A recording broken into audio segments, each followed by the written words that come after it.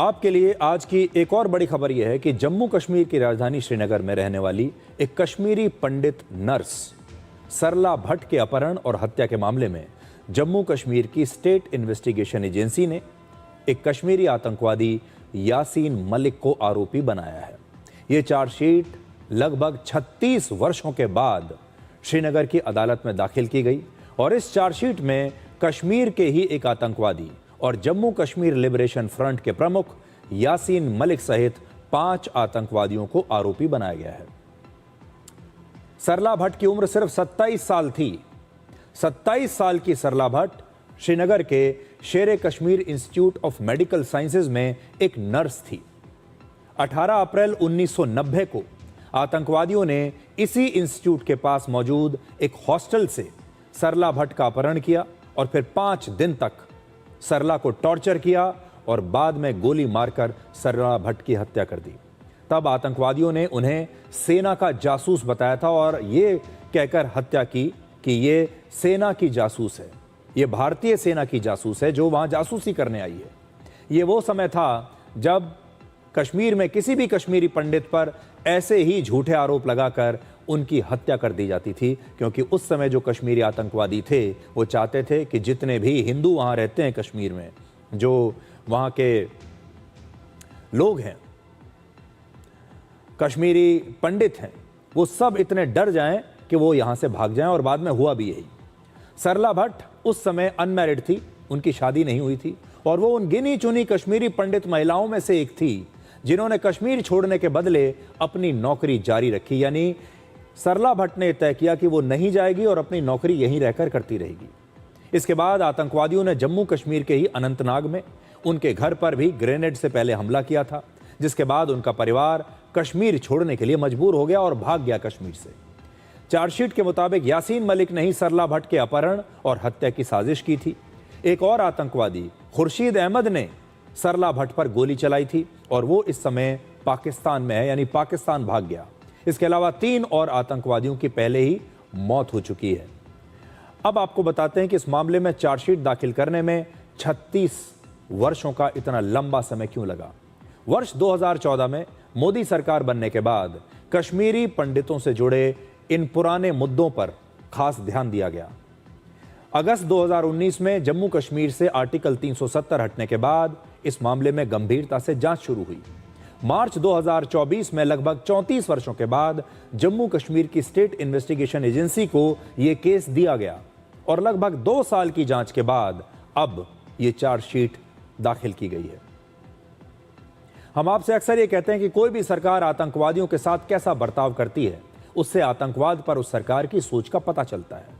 भारत में एक वो दौर भी था जब यासीन मलिक जैसे जो आतंकवादी थे, ये कश्मीर में लोगों की हत्याएं कर रहे थे, आतंकवाद फैला रहे थे, लेकिन तब भी यहां दिल्ली में इन्हें कश्मीर का प्रतिनिधि माना जाता था, कश्मीर का युवा नेता माना जाता था। कहा जाता था कि एक ऐसा युवा नेता है जो कश्मीर में बदलाव चाहता है। और जम्मू कश्मीर में शांति स्थापित करने के लिए यासीन मलिक से बातचीत की जाती थी।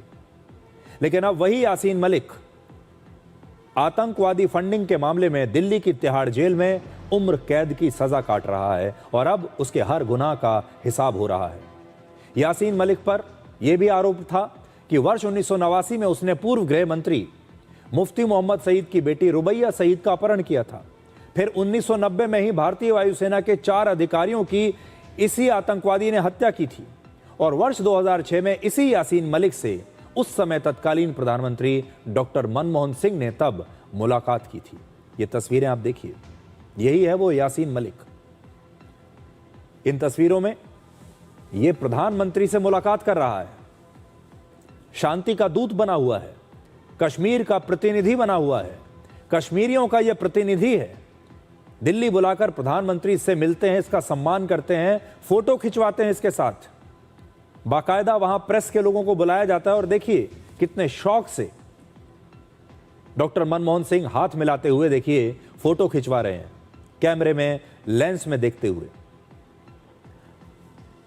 हालांकि डॉक्टर मनमोहन सिंह आज जिंदा नहीं है, इसलिए उनके बारे में ज्यादा कुछ नहीं कहा जा सकता, लेकिन कांग्रेस के बारे में तो हम कह ही सकते हैं। ये थी कांग्रेस पार्टी की नीतियां।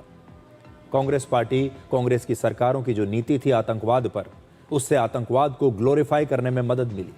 ये आतंकवादी अपने आप को हीरो समझने लगे थे।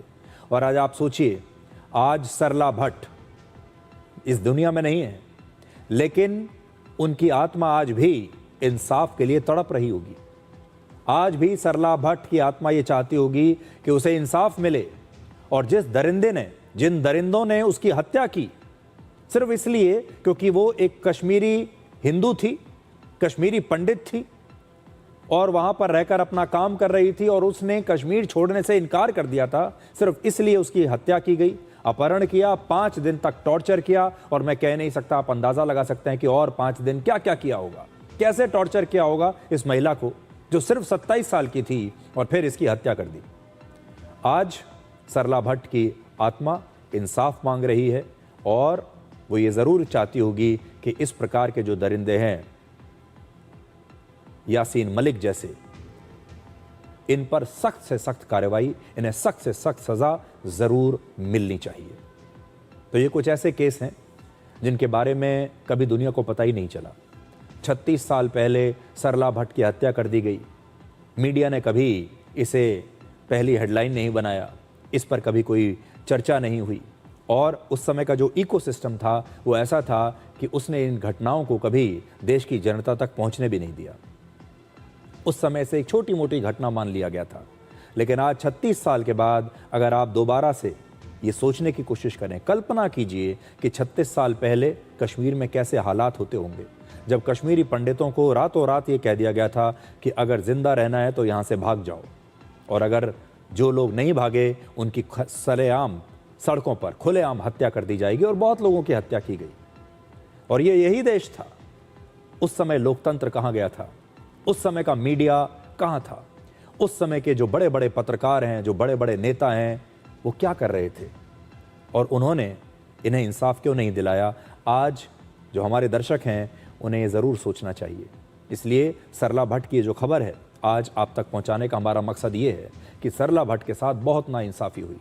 सरला भट्ट जैसे और जो हज़ारों लाखों कश्मीरी पंडित थे, उनके घर उजड़ गए, कितने लोगों की जानें चली गई, उनके साथ बहुत नाइंसाफ़ी हुई। और इस नाइंसाफ़ी के लिए ये जो पूरा देश है, उसे इनसे माफ़ी मांगनी चाहिए।